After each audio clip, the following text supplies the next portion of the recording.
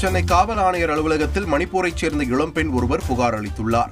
அதில் AI தொழில்நுட்பத்தை பயன்படுத்தி அவருடைய ஆபாச வீடியோவை உருவாக்கி சைபர் கும்பல் மிரட்டியதாக தெரிவித்துள்ளார். மேலும் அந்த கும்பல் ஆண் நண்பருடன் நெருக்கமாக இருப்பது போன்று வீடியோ எடுத்து அனுப்ப வேண்டும், இல்லையேல் ஆபாச வீடியோவை அனைவருக்கும் அனுப்பிவிடுவதாக மிரட்டியுள்ளனர். இதனால் மிகுந்த மன உளைச்சல் ஏற்பட்டு தற்கொலை எண்ணம் வரை தோன்றியதாகவும் அவர் கூறியுள்ளார். நாடு முழுவதும் 5000த்திற்கும் மேற்பட்ட பெண்கள் பாதிக்கப்பட்டுள்ளதாக அவருடைய வழக்கறிஞர் தெரிவித்துள்ளார்.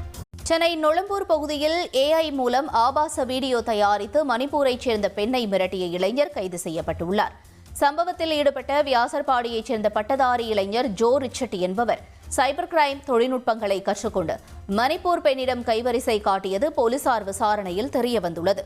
தன் ஆசைக்கு இணங்காததால் டெக்னிக்கலாக நாடகமாடி பெண்ணுடன் உல்லாசமாக இருக்க அவர் முயற்சித்ததும் அம்பலமான நிலையில் புகாரின் அடிப்படையில் ஜோ ரிச்சர்ட்டை போலீசார் கைது செய்தனர்.